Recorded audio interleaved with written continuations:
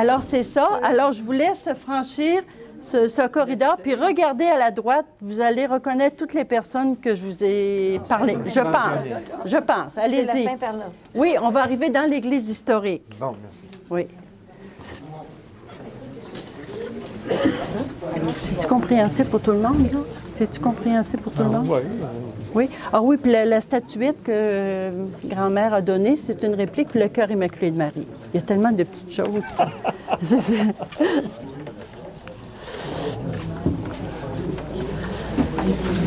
On garde la place pour le pape François. Ah, ben oui. Jean-Paul II, François de Laval. François de Laval est arrivé en 1659, 20 ans après les premières sœurs, puis a confirmé Catherine qu'il ne l'était pas. Jean de Brébeuf, son directeur spirituel céleste, Ragnaud, son directeur spirituel terrestre. Vous n'allez pas au musée, mais les sœurs sont arrivées avec un immense coffre qui est gardé au musée. Saint-Augustin, notre figure spirituelle, et Saint-Jean.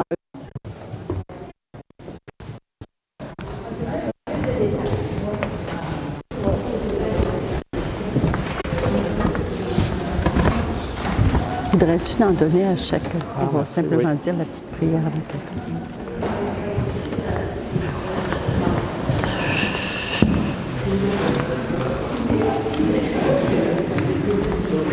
Merci. Voulez-vous qu'on vous remplace? Oui, on peut en donner.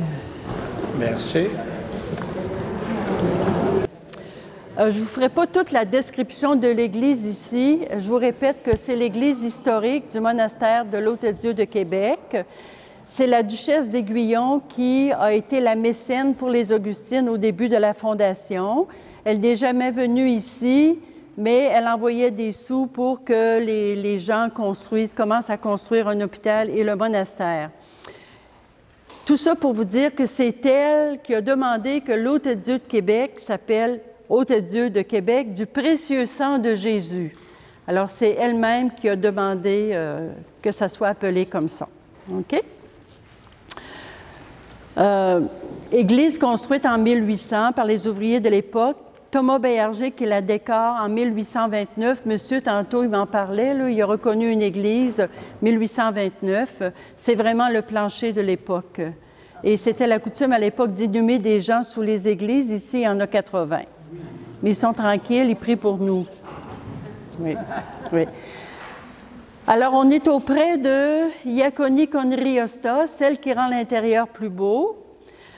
Une des premières femmes missionnaires qui est arrivée ici au pays, fallait le faire, une traversée de 2 mois et demi, parfois 3 mois, la maladie. N'hésitez pas à tout lui confier ce dont vous avez sur le cœur. C'est une infirmière pour l'âme et pour le corps. Pour l'âme et pour le corps, comme les Augustines ont été fondées pour soigner, prendre soin du corps et de l'âme. Alors, Catherine, nous sommes dans la lignée de Catherine. Vous pourrez vous approcher tout à l'heure, aller voir. J'ai déposé ici une relique de première classe. Puis ici, vous avez des reliques de 3e classe. Vous pourrez en prendre. Ce sont des tissus qui ont touché aux ossements de Catherine. OK? Vous avez eu l'image avec la prière. On peut prendre le temps, je pense, pour réciter cette prière ensemble, en présence de Catherine et du Père Jean de Brébeuf, son directeur spirituel, qui continue de l'accompagner ici-bas.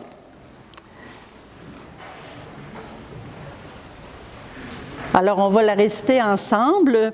Seigneur Jésus, pour votre gloire et le bien des âmes, daignez glorifier votre humble épouse, la fidèle servante des pauvres et des malades, la bienheureuse Marie-Catherine de Saint-Augustin, que vous avez associée à vos souffrances pour le salut de la patrie canadienne, et donne-lui de nous secourir en nous obtenant les grâces que nous demandons par son intercession. Amen. Bienheureuse Marie-Catherine de Saint-Augustin, Saint Jean de Brébeuf et tous les martyrs canadiens, priez pour nous. Tous les saints et les saintes du ciel, priez pour nous. Voilà. Et tout à l'heure, tout juste avant que vous arriviez, il y a une personne qui m'a téléphoné et qui m'a dit, Sœur Carmel, la fête de Catherine, c'était le 8 mai. Bon. Elle dit, Sœur Carmel, dans notre paroisse, on a célébré Catherine le 9 mai. Mais elle dit, le prêtre il a tellement fait une belle homélie, et je viens vous porter l'homélie qu'il a faite. Mais n'ayez crainte, Monseigneur Louis, je ne sais pas où il est, je ne ferai pas d'homélie. Non, mais la madame, elle disait, c'était tellement beau, elle dit ce que le prêtre il a dit. Alors je me suis dit, si elle trouve ça beau, elle vient me le donner pour que je le transmette aussi. Alors, je vous lis simplement le dernier paragraphe de l'homélie de ce prêtre qui a parlé de Catherine. Et son homélie portait sur les 3 clous, la volonté, la vocation et le salut des âmes. Et il termine en disant ceci, puis ça vous concerne chacun et chacune personnellement. Je suis sûre de ça. Et ça me concerne aussi, mais ça nous concerne vraiment, surtout que là, vous êtes des pèlerins aujourd'hui, puis avec toutes les démarches que vous avez faites, c'est comme un cadeau du ciel qui est arrivé. Alors, le prêtre dit, « Tout disciple du Christ qui, à l'image de Marie-Catherine, accueille et répond à l'invitation de Dieu de le suivre sur les routes du royaume, tout baptisé qui répond à l'appel de son baptême, est envoyé en sortie vers ses frères et sœurs pour témoigner de l'amour de Dieu en les aimant, en les connaissant, en se mettant à leur service, spécialement au service des plus petits. Et chose surprenante, en sortant pour aller à la rencontre de l'autre, le disciple ne se perd pas, mais comme nous le dit si bien le texte de l'Évangile de Matthieu au chapitre 25, « Chaque fois que vous l'avez fait à l'un de ces plus petits d'entre les miens, c'est à moi que vous l'avez fait. » Marie-Catherine de Saint-Augustin fut une missionnaire fidèle autrefois. Elle est un modèle pour nous tous, missionnaires d'aujourd'hui. Voilà le message qu'elle vous laisse aujourd'hui. Elle vous appelle à être missionnaire de l'amour, missionnaire de la miséricorde, Augustine de la miséricorde de Jésus. Alors, c'est notre charisme, notre mission. Alors, elle vous le transmet en tant qu'appelée à être missionnaire de l'amour, de miséricorde. Oui.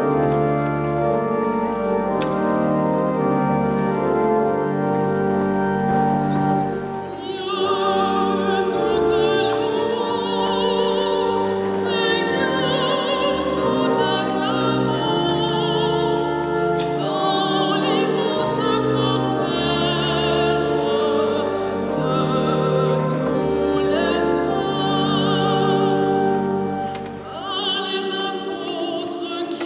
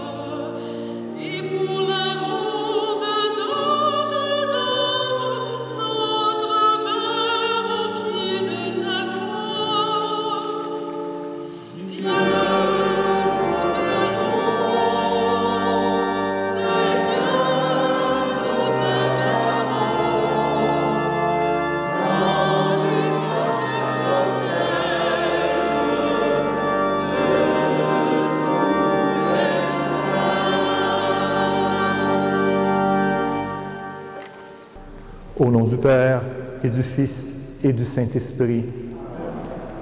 La paix soit avec vous.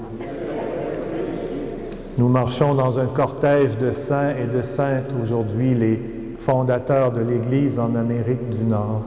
Nous sommes au cœur de la fondation d'ici. C'est d'ici, du cœur de cette cathédrale, une mère qui a enfanté tant d'églises. Célébrons ce don de Dieu qui nous a été fait. Il nous a donné des hommes et des femmes exceptionnels qui ont donné leur vie. Que cette Eucharistie soit pour nous une occasion de nous unir au Christ, mais en nous laissant inspirer par Marie de l'Incarnation, Catherine de Saint-Augustin, François de Laval et tous les autres qui sont partis, qui sont venus dans nos terres, dans la Naudière, à Montréal et ailleurs.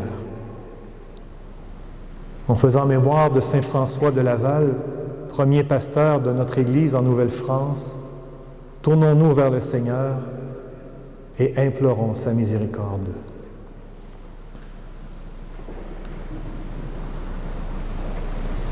Seigneur Jésus, tu es le vrai berger qui donne sa vie pour les brebis. Prends pitié de nous. Ô Christ, tu n'abandonnes pas les brebis dispersées et tu te mets à leur recherche. Prends pitié de nous. Seigneur, tu nous destines à devenir un seul troupeau en ton bercail. Prends pitié de nous. Que Dieu Tout-Puissant nous fasse miséricorde, qui nous pardonne nos péchés et nous conduise à la vie éternelle. Prions.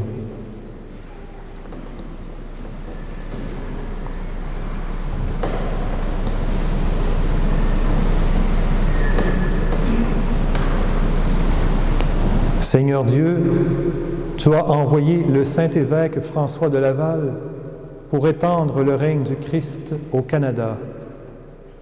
Accorde-nous à son intercession d'accomplir l'œuvre missionnaire à laquelle nous sommes appelés comme disciples de ton Fils, Jésus-Christ notre Seigneur, lui qui vit et règne avec toi dans l'unité du Saint-Esprit, Dieu, pour les siècles des siècles.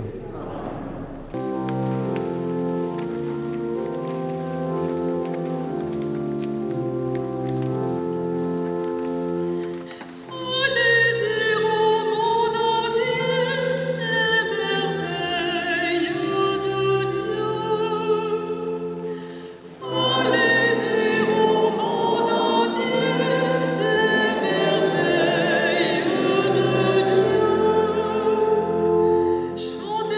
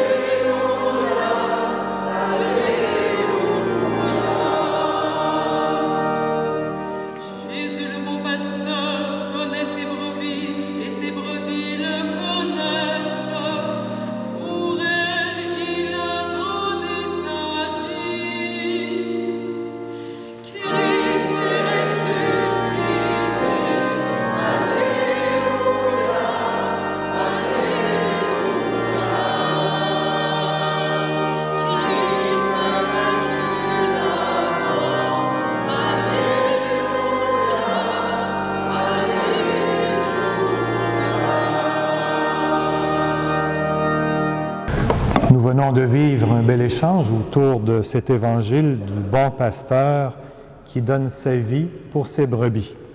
Donner sa vie.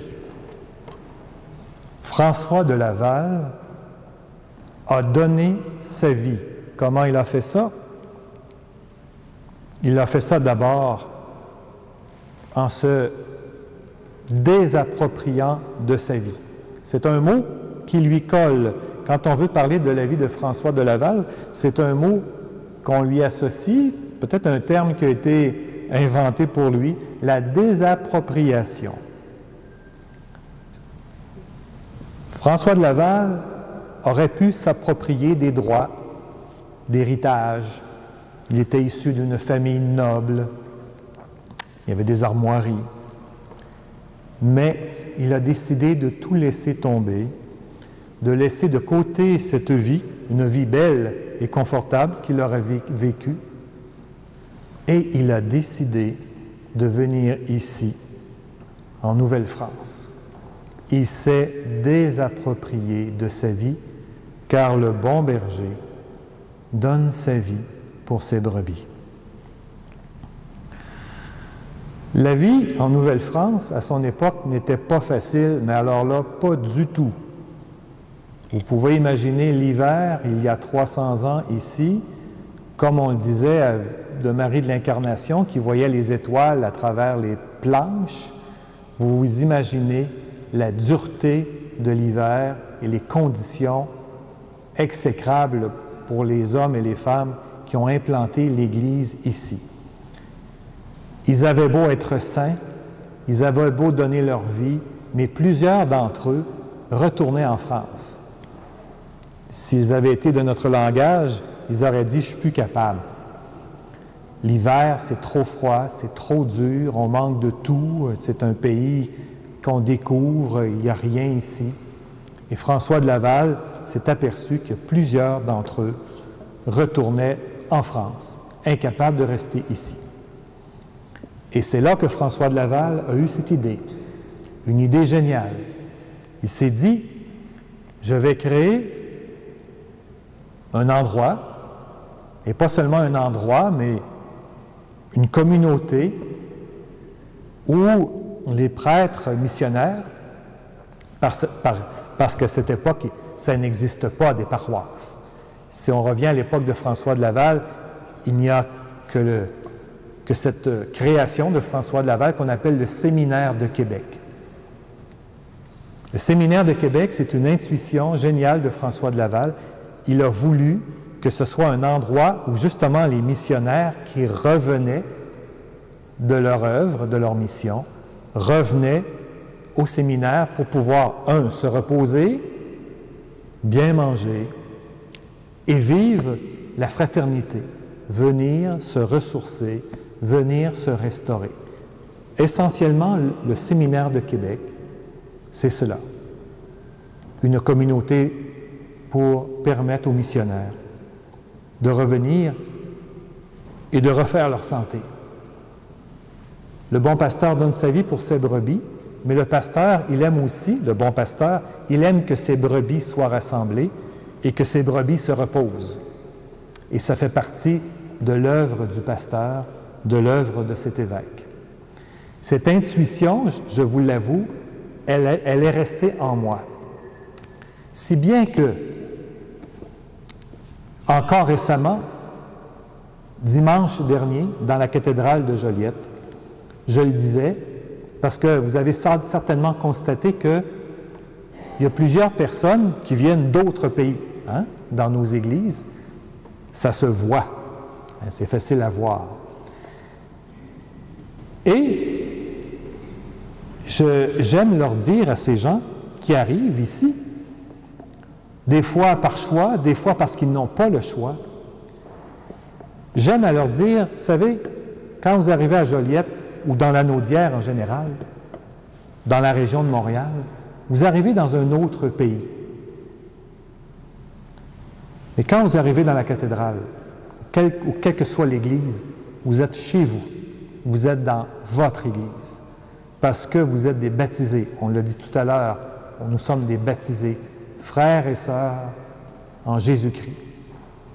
Et ça, pour moi, je vous le dis, c'est une ligne de fond. Si vous voulez comprendre un peu comment il pense, Monseigneur Louis, l'évêque Monseigneur Louis, faire en sorte que nos communautés chrétiennes soient des lieux où, quand une personne se joint à nous, qu'elle vienne dans nos églises, elles sentent qu'elles sont accueillies. C'est la première fois que je faisais ça. Je vous avoue, je savais que d'autres églises pratiquaient ce genre d'accueil. Il y a quelqu'un qui est arrivé avant la messe à la cathédrale le dimanche dernier. Il s'est présenté à moi. « Bonjour, je m'appelle Michel. Je viens de France, mais je suis originaire du Cameroun. Je suis arrivé le 27 avril. » Alors je lui ai dit « Michel, bienvenue. Bienvenue chez toi dans la cathédrale. » Et je me suis permis, au début de la messe, de le présenter à tout le monde. Et toute l'Assemblée s'est mise à l'applaudir. Ces gens-là arrivent de loin et ont besoin d'une terre d'accueil. Ils ont besoin de sentir une fraternité. Et s'il y a quelque chose que nous avons à offrir au monde actuellement, c'est la fraternité. Je n'ai pas besoin de vous dire de faire de dessin. On n'a qu'à écouter la télévision et presque la fumée des bombes arrive presque dans nos salons. On en voit à tous les jours. Les chrétiens et les chrétiennes, nous aurons toujours à annoncer « Aimez-vous les uns les autres ». Et l'autre, quel qu'il soit, c'est mon frère, c'est ma sœur. Dimanche dernier, Saint Paul dit « Nous avons comme mission de construire le corps du Christ, puisque Jésus est remonté vers le Père. Nous sommes ici-bas le corps du Christ quand nous sommes ensemble, que nous sommes rassemblés et que nous nous accueillons les uns les autres avec douceur, humilité, patience. » Frères et sœurs, nous avons eu des bons bergers avant nous, mais à notre tour, nous avons cette mission d'être aussi des bons bergers qui accueillent, qui soignent, qui rassemblent. Célébrons le bon berger. Il nous a donné des hommes et des femmes, des témoins dans notre histoire qui ont ouvert le chemin pour nous. Je suis le chemin, la vérité, la vie, je suis la porte. Célébrons le bon berger qui nous a donné tous ces témoins. Unissons-nous à lui dans cette Eucharistie pour que, à son tour, à l'image du bon berger, puisque son esprit habite en chacun de nos cœurs, que nous puissions, nous aussi, devenir des êtres d'accueil, des êtres qui donnent leur vie, comme le Christ, des êtres qui rassemblent, qui soignent. C'est la bonne nouvelle que nous avons à annoncer à ce monde qui est divisé, qui se fait la guerre, qui souffre, qui cherche un sens. Voilà la bonne nouvelle que nous avons à annoncer. C'est un trésor que nous possédons. Puisse ce trésor être connu et répandu de plus en plus. Amen.